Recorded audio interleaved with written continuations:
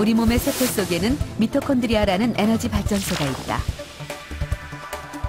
미토콘드리아는 지방, 탄수화물, 단백질을 태워 우리 몸에서 활용할 수 있는 에너지로 만드는 역할을 한다.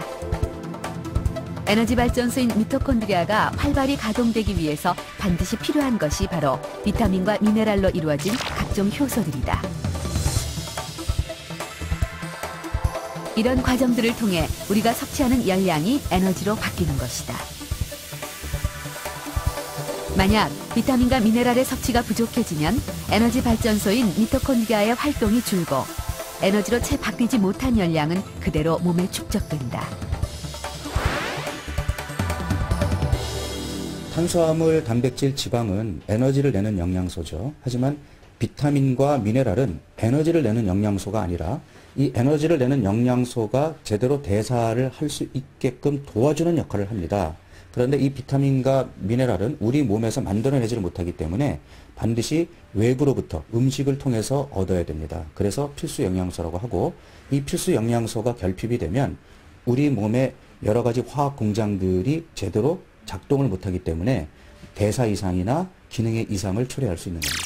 다이어트 한다 그러면 일단 식사량을 줄여야 되잖아요. 그러면 벌써 자기가 섭취를 해야 되는 비타민과 미네랄의 섭취가 줄어들게 돼요. 그 지방 분해에 도움이 된다. 그럴 때 이제 도움이 되는 게 대표적인 게 비타민 C, 그 다음에 비타민 B, 그리고 미네랄 중에는 어떤 그 마그네슘과 아연, 그리고 철분, 이런 것들이 이제 도움이 되고, 상대적으로 비만한 사람들은 이러한 그 비타민이라든가 이런 비타민과 같은 그런 물질들을 합성하는 게 적기 때문에 꼭 이런 것을 같이 섭취해 줘야지만 우리가 효과적인 체중 감량과 어떤 요요가 없는 그러한 그 다이어트를 할 수 있습니다.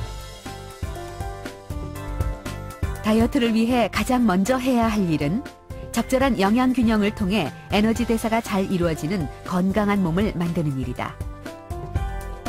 특히 에너지를 만드는 데 꼭 필요한 비타민과 미네랄은 몸에서 합성되지 않기 때문에 반드시 식품으로 섭취해야 한다. 그런데 한 가지 더 중요한 문제는 요즘 생산되는 채소나 과일의 경우 옛날에 생산되던 것들에 비해 비타민과 미네랄 함량이 떨어진다는 것이다.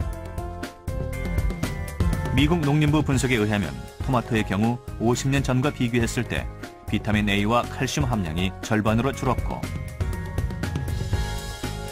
시금치의 경우에도 비타민 C 등의 함유량이 절반 가까이 줄어든 것으로 나타났다.